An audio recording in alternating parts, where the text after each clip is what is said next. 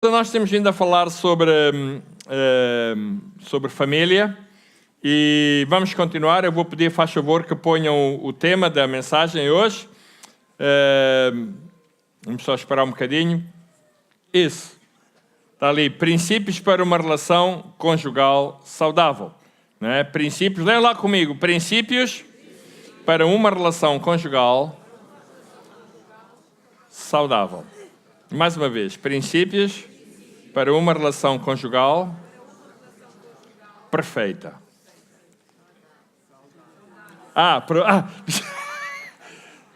Você ainda estava com atenção. Saudável.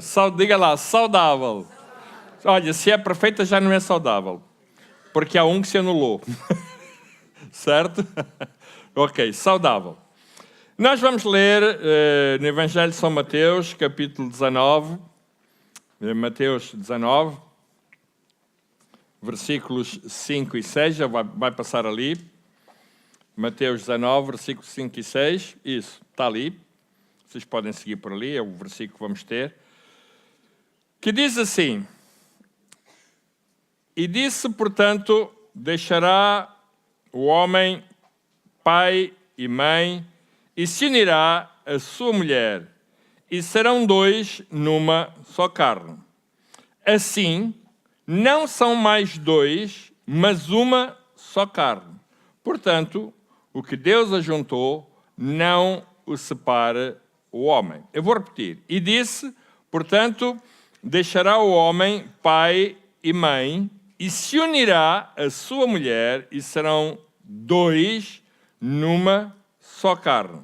Assim não são mais dois, mas uma só carne. Portanto, o que Deus ajuntou, não o separe o homem.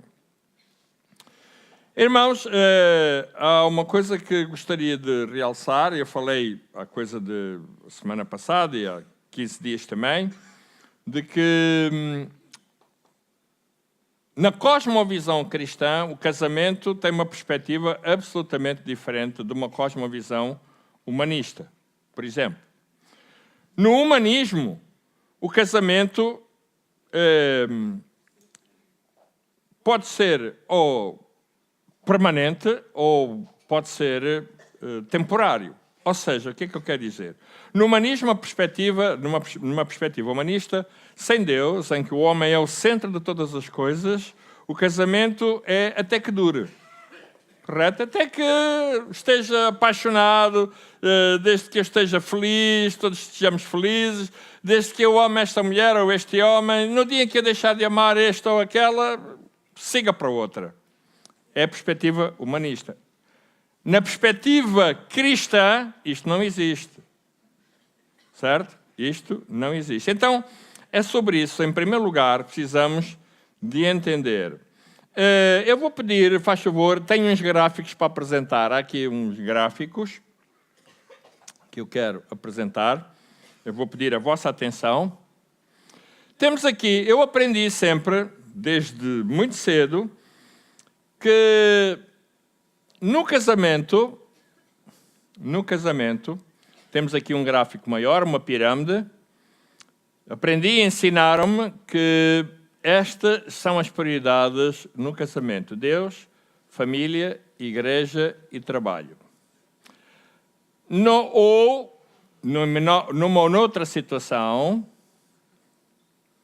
temos Deus, a igreja, família e trabalho. E numa outra situação, Deus, família, trabalho e igreja. São diferentes as três. Aqui, ou seja, o que é comum? O que é comum é que Deus é sempre o ponto principal, ou o foco principal do topo desta pirâmide nas três.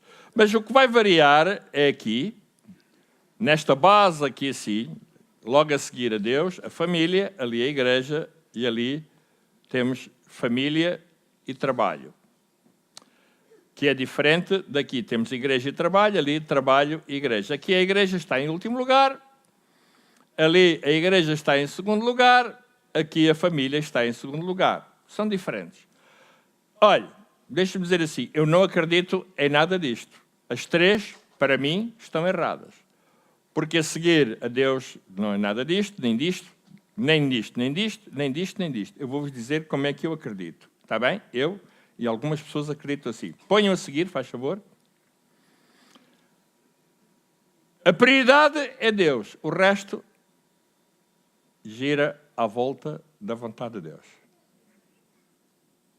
Deus é o centro da nossa vida. Não há coisas estanques. Deus, família, igreja, trabalho, ou Deus, trabalho, família, igreja, Deus. Sabe porquê? Vou explicar. Vou pedir para voltarem lá atrás, faz favor. Há pessoas que quando colocam isto aqui assim, estão-se nas tintas para isto. E isto vem a seguir. Outros são tão desequilibrados, incluindo pastores, são tão desequilibrados que só conta isto. E isto fica para terceiro lugar. Correto? Bem, aqui o trabalho para eles é igual. Mas para outras pessoas tem igreja, não é? Eu conheço crentes que é igreja. E a família, pimba, para ali. Trabalho ali. Alguns nem trabalham. Não precisa. Certo? Porque o Senhor, em fé, Ele supre todas as necessidades. Vivem à pala dos outros. Vocês percebem? Percebem o que é que eu estou a dizer? Estão a perceber? Pronto. Depois da outra aqui tem Deus, a família, cá está como ali, mas depois põe o trabalho e a igreja fica em último lugar. Ou seja, tem que trabalhar. Se der, deu. Se não der, não deu. Está desequilibrado. Vou pedir outra vez para ir ao seguir. Este é o que está correto. A nossa vida, a vida cristã, é feita desta forma equilibrada. Temos a prioridade, o centro da nossa vida. Ouça, o centro da nossa vida é Deus. E, de forma periférica a Deus, nós temos igreja, família, família, igreja, trabalho, trabalho, igreja, trabalho, família, família, igreja, trabalho, trabalho, família, família, trabalho. É assim ou não é? Temos que saber ouça, temos que saber o espaço que cada uma daquelas coisas ocupa na nossa vida, de maneira que nunca deixemos de ter Deus como centro de todas as coisas, de todas as decisões. Posso ouvir um amém? Eu vou repetir. Aqui neste gráfico não há pirâmides. A única prioridade na nossa vida aqui é Deus. Ele é único. Todo o resto gira à volta desta prioridade. Nas pirâmides, não. Primeira, segunda, terceira, quarta. Primeira, segunda, terceira, quarta. Primeira, segunda, terceira, quarta. Aqui não. Aqui não há. Só tem uma primeira. Qual é? Todo o resto gira à volta disto. Temos é que ser equilibrados, perceber que há alturas para a nossa família, há o espaço que temos para a igreja e há o espaço que temos para o trabalho. Ok? Então, em primeiro lugar, podem sair, podem pôr a seguir o slide que vem a seguir. Em primeiro lugar, vem assim: coloca Deus no centro de tudo. Diga lá, coloca Deus no centro de tudo. No teu casamento, ouve bem o que eu estou a dizer. No teu casamento, queres que estão casados há muitos anos, porque os que estão casados há muitos anos também se divorciam, e os que estão casados há muitos anos também têm casamentos que são uma desgraça. Eu conheço pessoas que estão casadas há muitos anos, um dorme num quarto e outro dorme no outro. Sabiam isso? Eu conheço pessoas há muito pouco tempo, eu estive pessoalmente com alguém que estava casado há 40 anos e que estava num processo de divórcio. Então, em primeiro lugar, coloca Deus, diga lá, coloca Deus no centro de tudo.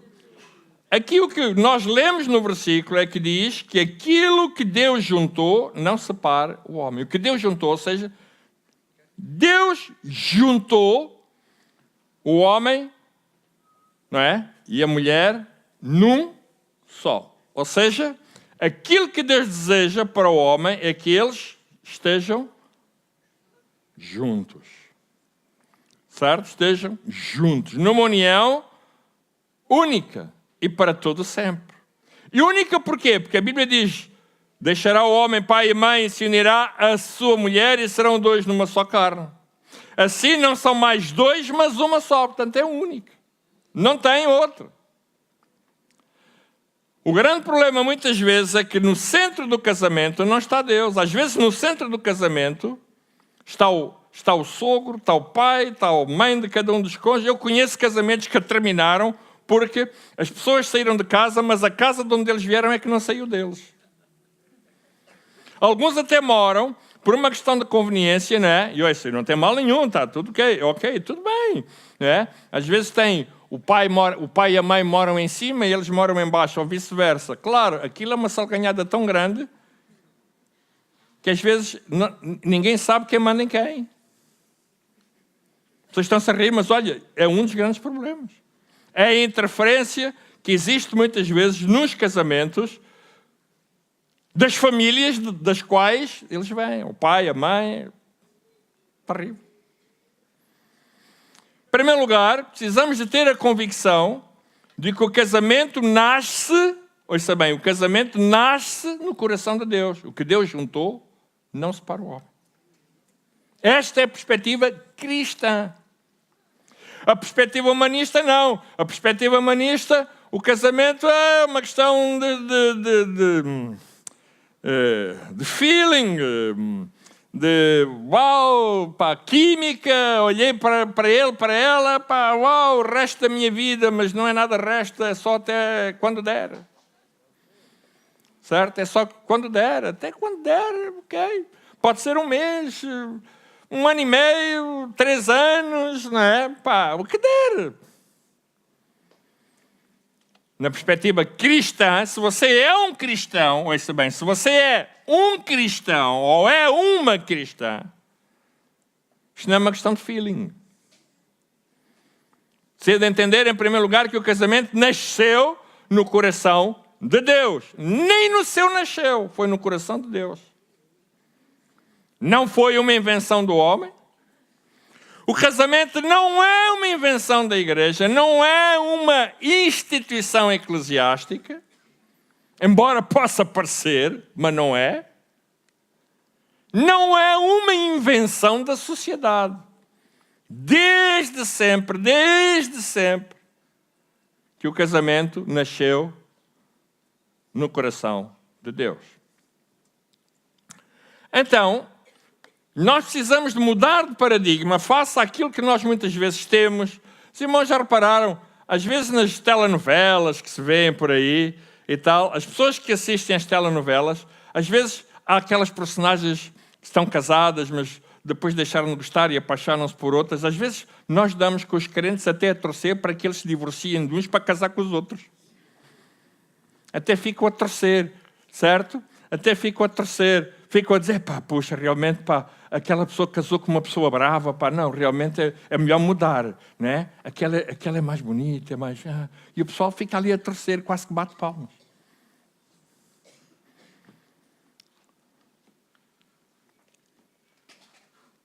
Nós precisamos de mudar de paradigma. E o paradigma que precisamos de mudar é até que o amor dure, para até que a morte nos separe. Correto? Malta, tem que pôr isto, tem que estar com atenção.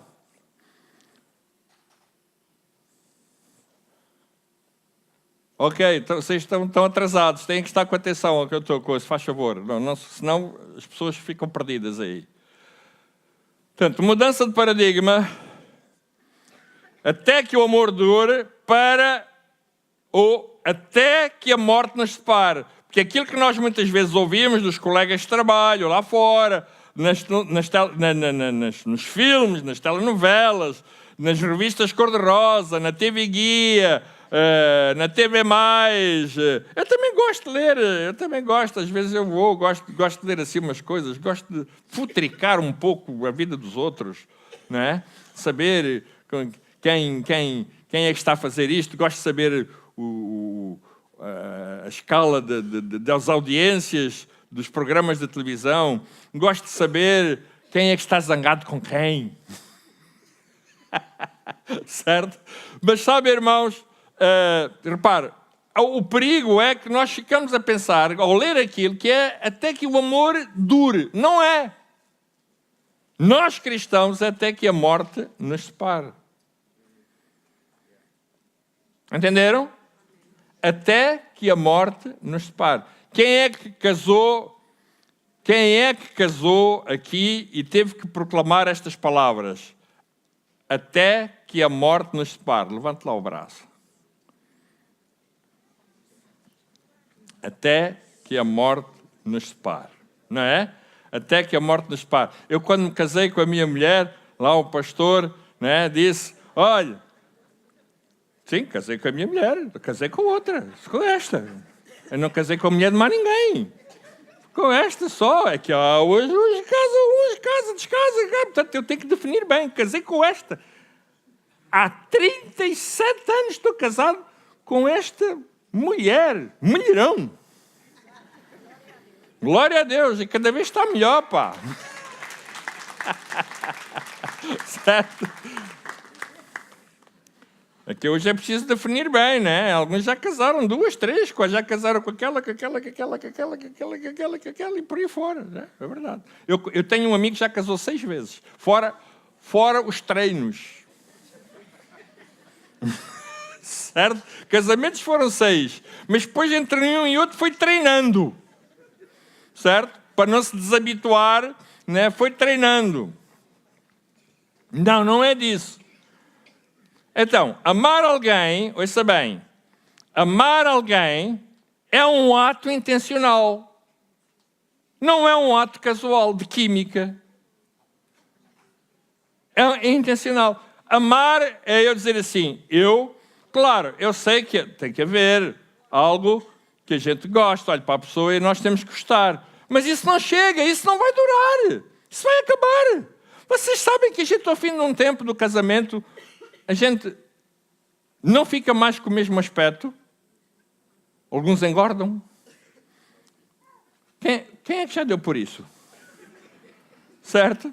Alguns, ao fim de 20 anos de casamento, 30 anos, começam a perder os dentes. Tem que meter placa. Certo? É verdade ou não é? Começa a ficar cabelos... A gente casa com uma pessoa com cabelo preto e depois começa a ficar cabelo branco. Não é? A minha mulher diz que os homens, ela é que diz, que os homens, à medida que vão envelhecendo, há 2 coisas que começam a crescer. São as orelhas e o nariz. Mas há outras que diminuem. Mas pronto, por aí. Essa é outra música. Ela só fala no que cresce. Certo? Ela só fala no que cresce. A outra diz-me a mim em particular que eu não vou dizer. Certo? Então a minha mulher, sempre que vê alguém na televisão, seja assim uma pessoa já da minha idade, Carlitos, já viste? Os homens, quando envelhecem, o nariz e as orelhas crescem. É o que ela diz, filha. Pronto. Ainda bem que é só isso que se vê. Então, amar alguém é um ato intencional, não é casual. Ouça, na vida cristã, nós precisamos perceber que amar alguém é intencional. Eu decidi amar. Ponto. O amor parte do dador e não do receptor. Porque se você estiver à espera que o amor dure só porque recebe, olha, não vai dar. O amor tem que ser intencional. Eu decidi amar esta mulher até o fim. Ponto. Eu não sei quem morre primeiro. Se eu, se ela. Correto? Mas é até o fim. Não é? Até o fim. Vocês sabem que há crentes que quando... Já vários, ao longo destes anos todos, já fui aos hospitais, homens e mulheres, que já eram viúvos e que partiram para a eternidade, vão estar com o Senhor, e eles pensam, alguns dizem-me na hora da morte, eles pensam que vão encontrar a querida ou o querido da vida deles. Pensam que eles estão lá à espera com uma casa para eles viverem lá. Não. O casamento é só aqui. É até que a morte acabou. A partir da morte, meu amigo, você está livre. Certo? Ou é... Só a morte livra o pessoal. Pessoal, eu estou a brincar, não é? Para vocês entenderem, estou a procurar... Pessoal, só a morte, até que a morte nos separe. Depois está livre, mas depois também não há mais nada. Certo? Não há mais nada. No casamento não há bois, nem gols, nada. Não, pá, é outra cena. O amor não é dependente do merecimento de quem recebe. Senão você nunca vai amar, porque vai haver alturas do casamento que você vai olhar para outra pessoa e você vai dizer assim, ela não merece que eu a ame. Ou ao contrário. Eu decido dar independentemente do mérito. Tem alturas que a minha mulher, com certeza, terá muitas dificuldades em olhar para mim para me poder amar. Porque para ela, em determinados momentos, sou pessoa detestável. O valor é que ela decidiu amar-me, mesmo com os meus maiores defeitos. Amar alguém não pode ser apenas uma emoção. Ouça bem, amar não pode ser uma emoção. A paixão é uma emoção. A pessoa fica louca. Há pessoas que quando se apaixonam ficam loucos. Certo? Ficam loucos. Irmãos, eu quando me apaixonei pela minha mulher, eu estava de serviço em Mafra, eu saí do meu serviço sujeito a ser preso só para ir almoçar com a minha mulher. Hoje não fazia isso, nem pó. Sério, não. Nem pó. Ela esperaria a altura certa para eu aparecer em casa para almoçar. Mas naquela altura, sabe como é? A gente está apaixonado. A gente... Ai, que coisa. A gente olha para as nuvens, vê a cara dela, vê a cara dele. Certo? Olha para todo que é lado, só vê a carinha dela. A pessoa vai se deitar, vê a cara. A pessoa vê a coisa, tudo, vê a carinha. Pastor. Ai, pastor, eu estou tão apaixonado. Tão apaixonado. E eu penso assim, quando aparecer as primeiras contas da luz, vai desaparecer a paixão. Certo? Quando tiver o primeiro bebê a gritar lá no berço, pá,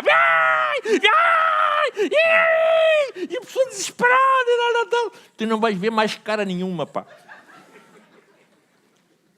Vais ter que amar. Certo? Vais ter que amar. Amar alguém não é uma emoção. No amor, ouça bem, no casamento cristão, temos sempre por base 3 coisas que eu já vos falei na outra semana. Perdão, graça e reconciliação, sempre. Porque vão sempre surgir alturas em que tu vais ter que usar de perdão, de graça. És um transportador de graça, certo? E és um transportador de graça quando descobrires que a outra pessoa tem coisas que não merece receber do teu amor. E aí, não é o teu amor que está em causa. O que está em causa é o valor que tu dás à graça de Deus na tua vida para dar a outra pessoa. Certo? Em muitas circunstâncias, ao longo destes 37, 38 que eu vou fazer agora de casamento, eu tive que olhar para o meu casamento e dizer assim, eu sou um transportador de graça. Eu sou um dador de graça. De graça de Deus. Perdão, graça e reconciliação são manifestações de amor. Ouve o que eu estou a dizer. Perdão, graça e reconciliação são manifestações de amor. Acredita nisto. Na essência do amor está, na essência do amor cristão, que é assim que Deus faz contigo, está o perdão, está a graça e a reconciliação. Olha, Deus perdoou-te, Deus deu-te graça e Deus Ele mesmo reconciliou-se contigo. Alô? Certo? Sabias isto? Olha, ouve. Eu vou repetir. Dentro do amor de Deus, da natureza do amor de Deus, está o perdão que Ele te deu, a graça que Ele te deu e a reconciliação que Ele te deu também. Foi tudo coisas que Ele te deu. E mais, Deus chamou-nos, está lá escrito no livro de Romanos, para sermos reconciliadores. Diz que Deus a todos deu o dom da reconciliação. Diz que Deus nos reconciliou a todos. E de todos fez reconciliadores. Nós somos reconciliadores por natureza. Porque o amor de Deus é reconciliador sempre. Sempre. É sempre reconciliador. Agora, o casamento cristão tem desafios. E os desafios muitas vezes têm a ver com os perigos que os rodeiam. Há perigos. Nós vivemos no século XX, XXI, né? E há perigos. Alguns casaram-se no século XX, outros casaram-se no século XXI, mas há perigos.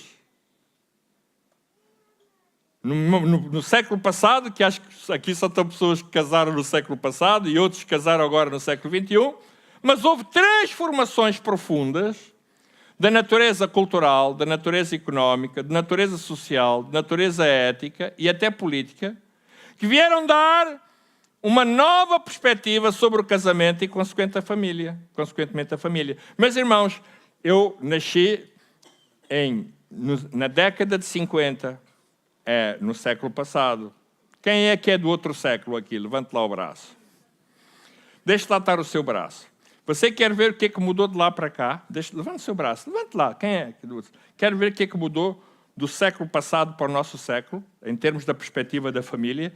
É que no século passado, para o casamento homossexual, no século passado nem se falava, era impossível. Hoje é legal. Correto? E muito menos pensar na igreja num casamento da homossexualidade. Eu tenho um pastor amigo, eu não vou dizer o nome, não é lógico, eu tenho um pastor amigo que o ano passado, ele estava na igreja, no final, chegaram dois camaradas com uma criança nos braços. 2 camaradas com uma criança nos braços. Chegaram ao pé do pastor e disseram: pastor, nós somos casados, nós temos aqui o nosso filho e gostaríamos de fazer a apresentação do menino na igreja. O pastor até ia caindo para o lado. E o pastor disse: olha, espera aí, eu pelo menino, eu vou orar, não ali, mas eu vou orar aqui. Se é para abençoar o menino, eu vou abençoar aqui. Porque ali, nós, igreja, temos o direito, e a ética cristã, nós não aceitamos casamentos homossexuais. Não é homofobia, é uma questão ética, bíblica. Alô? Certo? Os outros podem... O humanismo pode dizer assim: tem assim e tal, e orientação. Não, é Bíblia, é Bíblia. Somos cristãos, amigos, somos cristãos. Alô? Rapaziada, nós somos cristãos. Nós não estamos no bloco de esquerda. Nem na direita. Somos cristãos, amigos, somos cristãos. Cristãos. Deus é o centro de todas as coisas. A Bíblia é a palavra de Deus, inspira. Ouça, amigos, ouça, por favor. A Bíblia olha, podem gozar, podem meter a Bíblia aqui e acolá, tal, mas é a Bíblia. A Bíblia continua a ser a Bíblia. Não mudou, irmãos. é a nossa fonte, é a nossa fonte de inspiração, é a nossa fonte pela qual regulamos a nossa vida. Ela é a palavra de Deus. Não muda isto. Alguns dizem, sabe, pastor. Alguns dizem, pastor, mas isso, a Bíblia é naqueles séculos, há milhares de anos. Amigo, espera aí. Sim, há coisas que foram naqueles séculos. Sim, é verdade, um homem não se podia deitar com uma mulher menstruada. Opa, eu estava feito ao bife. Agora já não. Mas deitei muitas vezes.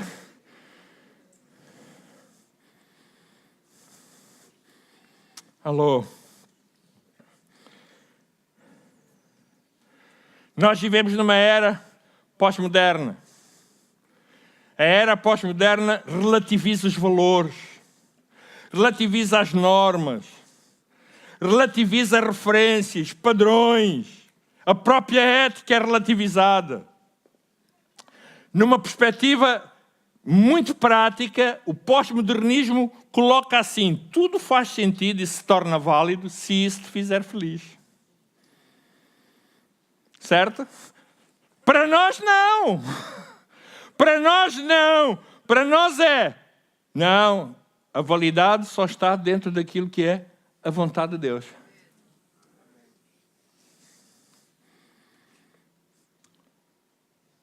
Posso ouvir um amém? Não é tudo.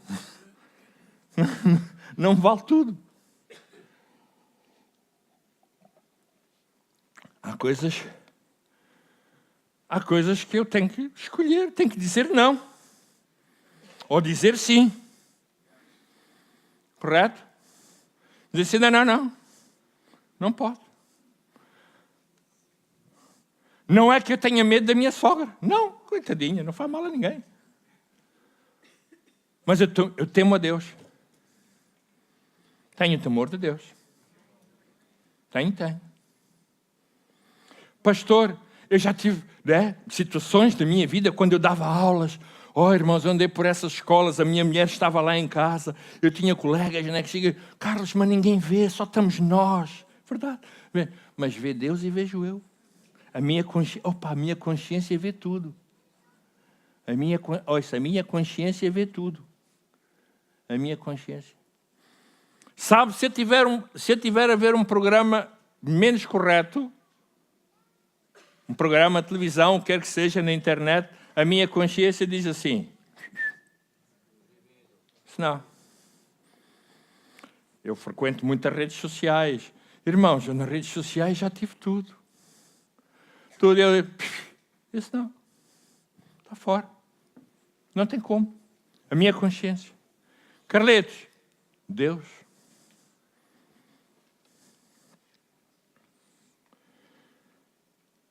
O hedonismo, algumas correntes filosóficas da qual faz parte o hedonismo, vamos ver, de influência grega.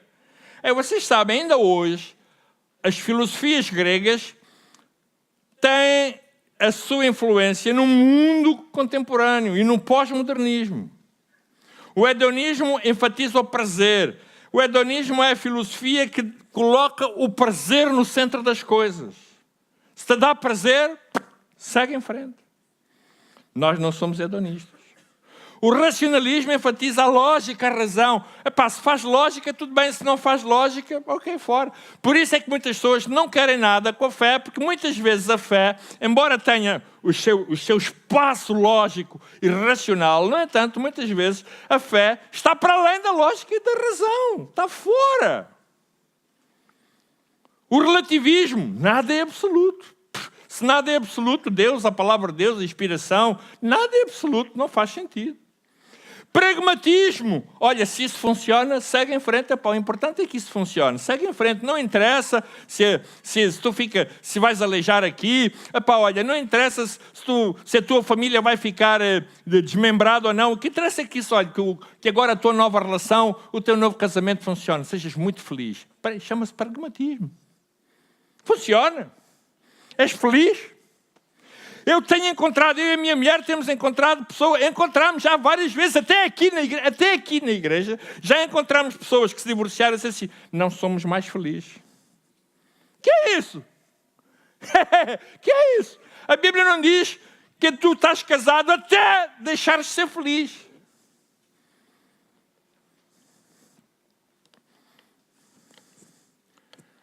A felicidade muitas vezes tem a ver com o nosso propósito, tem a ver com os valores. Vocês sabem, irmãos, eu sou muito feliz em cumprir o propósito de Deus na minha vida. A minha felicidade não está dependente do meu casamento. Não depende disso. Eu sou um homem, olha, eu vou-vos dizer uma coisa, eu sou um homem muito feliz. Mas sabem por que eu sou um homem muito feliz? Por causa do cumprimento do meu propósito em Deus. Não é por causa de estar casado com a Nana. A minha felicidade não vem de estar casado com a Nana. Já houve momentos em que eu e ela, os dois, por causa de muitas coisas, sofremos. Mas isso não roubou a minha felicidade. Correto? Porque a minha felicidade não depende das circunstâncias matrimoniais ou conjugais. A minha felicidade depende da minha relação com Deus. Aí está a minha felicidade. Houve alturas de crise, houve alturas, momentos difíceis na nossa relação conjugal. Mas sabe, a minha fonte de prazer, a minha fonte de suprimento, a minha fonte de propósito estava em Deus.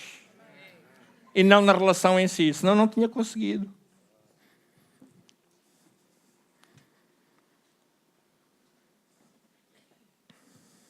O materialismo, as coisas materiais, ter coisas, poder passear, poder desfrutar, poder viajar, poder ter bons carros. Há pessoas... E se isso acabar? Como é que tu fazes? Certo? O utilitarismo. Aquilo que me é útil no tempo presente. Eu hoje de manhã estava a falar com a minha mulher a respeito de pessoas que são utilitaristas, ou seja, pessoas que usam pessoas para se servirem. E no dia que aquelas pessoas deixarem de as servir, elas largam-nas. São utilitaristas. Sabia? Nós temos pessoas, muitas vezes nos casamentos, que são utilitaristas, ou seja, a outra pessoa só serve enquanto a servir. No dia em que ela deixar de servir, ela que é Cardoso. Mas não sou eu, é o outro.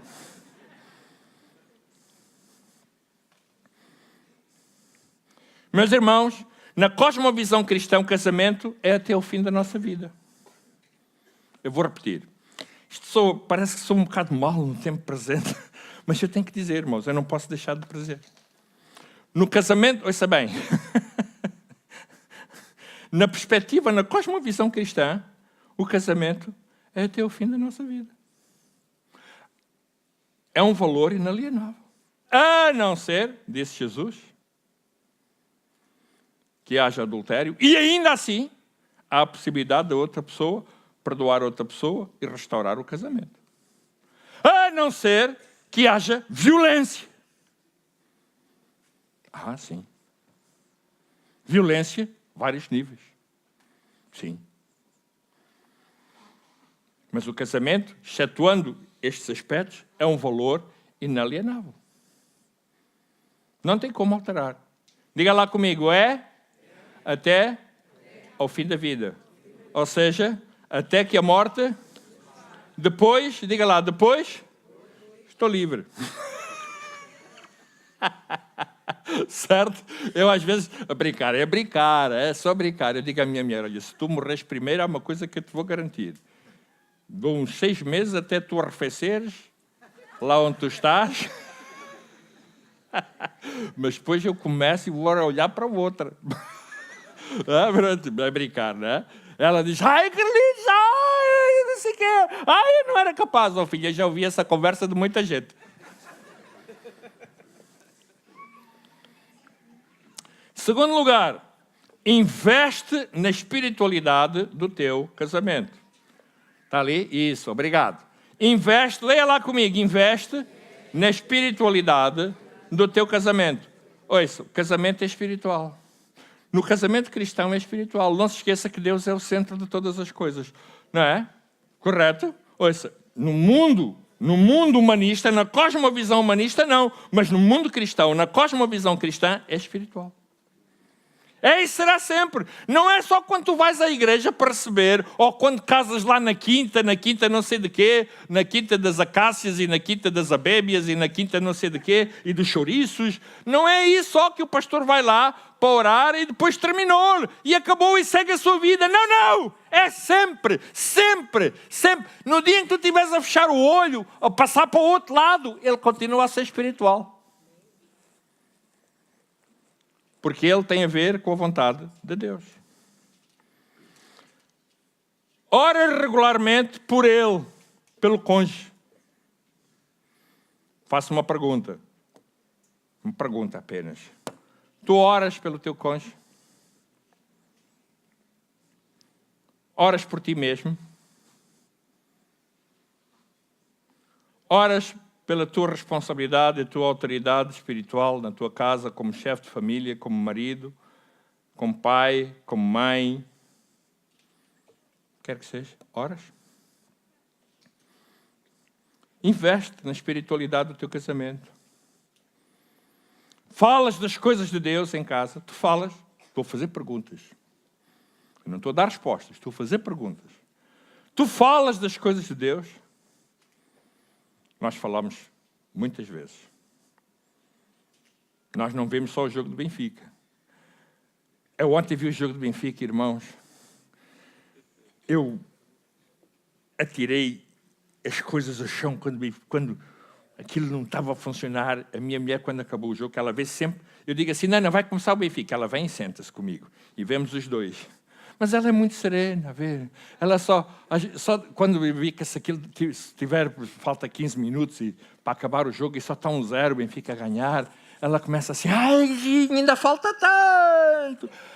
Mas isto é assim, se tiver a ganhar 4-0, se tiver 15 minutos, ai, ainda falta tanto. E aquilo irrita-me para caraças.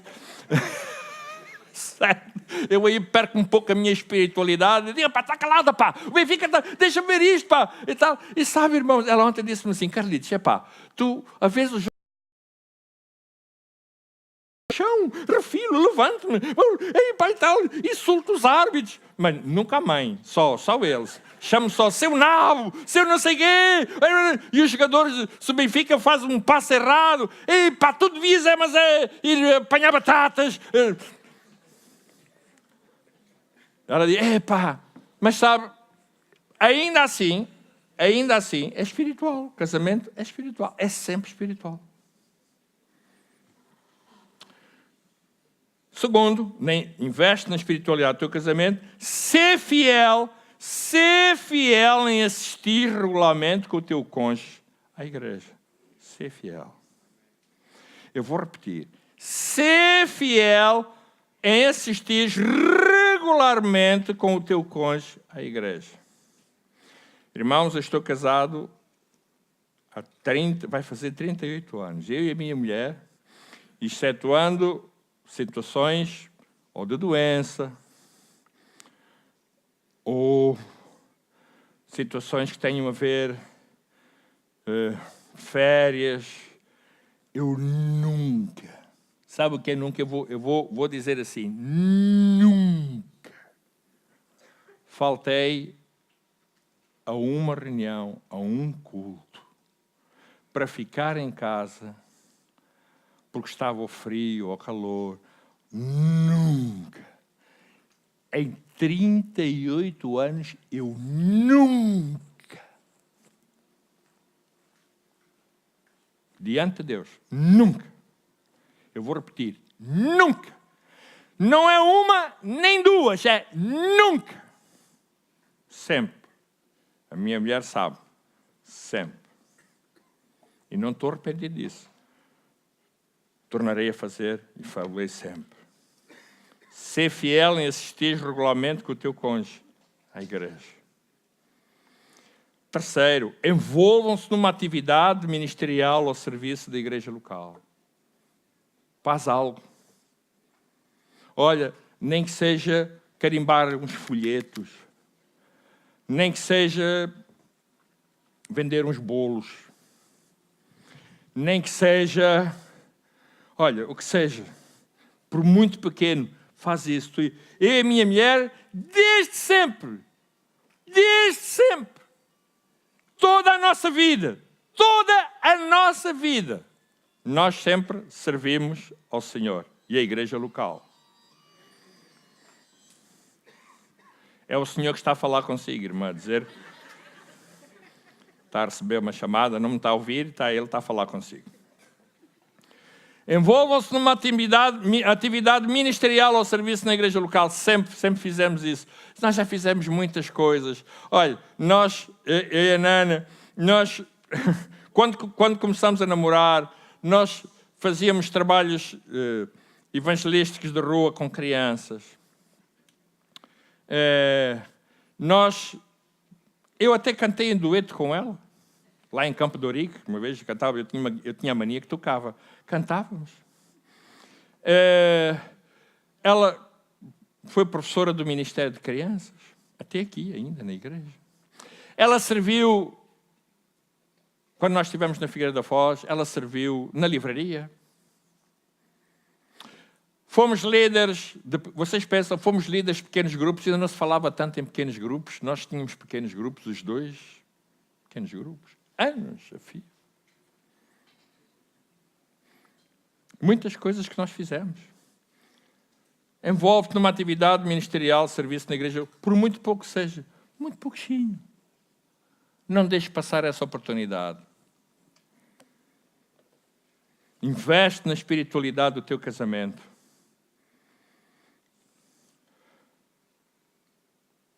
Terceiro lugar, para seguir, faz favor. Uma boa relação na comunicação. Olha, diga lá comigo, uma boa relação na comunicação. Se fosse hoje, se eu voltasse cá atrás para me casar, a primeira coisa que eu iria aprender, a primeira coisa que eu se calhar iria investir em mim, se eu fizesse, já estou casado, mas se eu fizesse, uma das coisas prioritárias, se eu fizesse, era aprender sobre comunicar afetos. Como comunicar? Era o que eu faria. Se eu pudesse, eu iria a um workshop aprender como comunicar. Como comunicar. Foi talvez, e é, ainda hoje, a área mais frágil de mim para com ela. Como comunicar. Uma boa relação na gestão financeira da casa, que isto às vezes é um grave problema na vida de tanta gente. Pessoas que não sabem gerir a casa são um desastre. E são muitas vezes a causa de tantas crises, tantos divórcios, porque são pessoas que não sabem, não têm, não sabem, não conseguem, ou porque são...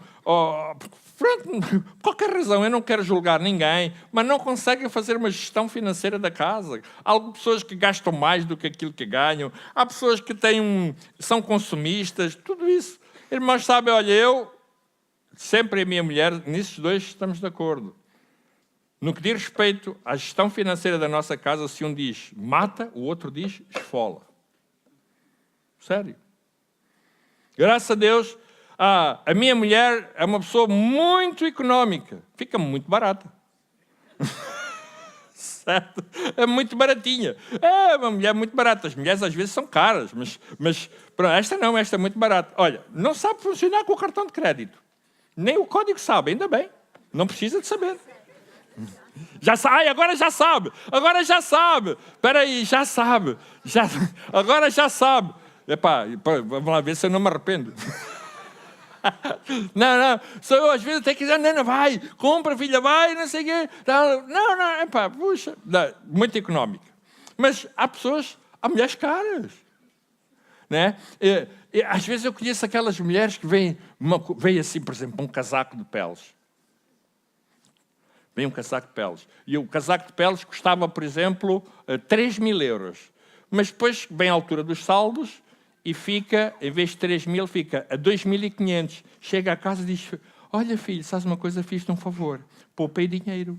Comprei a 2.500 em vez de ser a 3.000. Estás a ver? Eu poupei-te dinheiro, poupei-te 500 euros. Comprei a saldo. O problema é que tu não tens 2.500. não é uma questão de saldo. Pessoas que não sabem, estou a exagerar, como é lógico. Mas saber fazer essa gestão financeira. Sexualidade. Ai, ai! Eu e a minha mulher, quando nos casámos, vocês sabem como é que a gente casa, né? Pá, tem sempre assim certos cuidados, mas depois vai. A gente combinou, só não vale tirar olhos. É importante. Há pessoas que dizem assim, ai, pastor Carlos, a gente quando casa, não casa por causa do sexo, uma ova. Também. Sexualidade é importante. Sexualidade, ouça bem, a sexualidade, não sendo um valor em si, mas a sexualidade é um meio espiritual de afeto. Espiritual. A sexualidade é espiritual. Sabia isso? Sexualidade. Vocês sabem, eu estou numa fase da minha vida que eu estou a orar pela minha sexualidade, porque isto tudo mudou. Sério. Eu oro pela minha sexualidade. Eu oro pela sexualidade minha e dela. Eu oro. Eu peço. Irmãos, eu peço a Deus pela minha sexualidade. Porque, olha, deixa-me dizer, sabe, retiraram uma próstata. E ao retirarem uma próstata, a gente perde, em muitas circunstâncias, a ereção. Vocês sabiam isso? Olha só, vocês sabem isso ou não sabem? Sabem. Se não sabem, vão ficar a saber. E eu tive que orar ao Senhor, Senhor, em nome de Jesus, faz a coisa funcionar. Certo? Faz funcionar, Senhor. Eu já orei por tantas coisas e oro mais esta. Faz funcionar, Senhor, que eu tenho aqui 1 milhão cá em casa. Certo? E eu não posso ficar a olhar para isto. Olha, sexualidade é importante. Tenho 63 anos, mas não estou morto. Estou bem vivo. Isto aqui, quando ela se põe a jeito, ai. É. Vai, até Barracabana. Se tem aquela carinha assim, mas a coisa não é o que vocês pensam. Não. Que ela dá a volta. Não é o que vocês pensam, não. Opa, quem vê caras não vê corações. Vocês estão bem enganados. Vocês olham para uma coisa e tal, mas não sei o que não.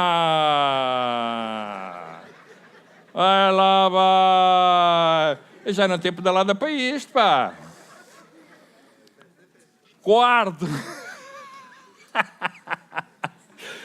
Só me falta levá-lo ao Estádio da Luz para ver o Benfica. Também é espiritual, é? Em tempos de crise, ouça, em tempos de crise que existem, eu já tive. Busca ajuda. Pedir ajuda é um ato de sabedoria, pois pode salvar o teu casamento e até a tua família.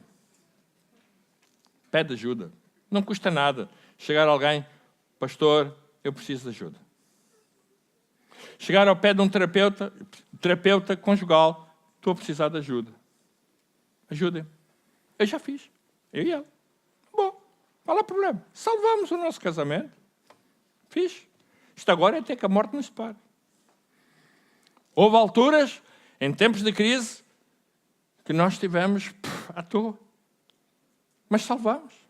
Graças a Deus, temos um casamento feliz, um casamento com propósito. Por último, não desistas nunca do teu casamento, pois amanhã é outro dia. Certo? Liga lá comigo. Não desistas, leia lá comigo. Não desistas nunca, pois amanhã é outro dia. Eu e ela, se tivéssemos desistido, nunca poderíamos estar aqui. Há muito. Mas nós nunca desistimos. E amanhã é outro dia, graças a Deus, porque continuamos, porque somos felizes. Eu não consigo viver sem ela, né? Estamos aqui para as curvas, E graças a Deus, eu tenho autoridade para dizer, eu e ela, temos autoridade para dizer às pessoas, nós vencemos. Queres dizer alguma coisa? Não queres dizer nada, filha? Pois não digas que eu não te dou a oportunidade para falar, hein? Pronto. Não queres dizer, de certeza? Não. Não queres dizer nada? Pronto, ok. Ainda bem. Ok. Ser resiliente. Não desistas. Não desistas. Olha, há coisas na vida que tu podes desistir, mas nunca desistas do teu casamento. Vai, pede ajuda, aconselha-te, busca um grupo de apoio, fala com quem quiseres, fala com os pastores, fala com pessoas sábias, fala com pessoas que têm casamentos saudáveis, sólidos, fundamentados, que te podem ajudar. Eu acredito que a igreja é uma comunidade, eu acredito, é saber o que eu vou dizer, eu acredito que a igreja é uma comunidade terapêutica que pode ajudar relações conjugais a restaurar-se e a serem muito saudáveis. Eu acredito nisto. Não é só o psicólogo, não é só o pastor, mas eu acredito que a igreja, a comunidade, é uma comunidade terapêutica que pode ter dentro de si meios para fazer com que as pessoas possam ter casamentos saudáveis, fortes e com propósito. Casamentos com propósito. Posso ouvir um amém? Vamos ficar de pé, vamos louvar o Senhor.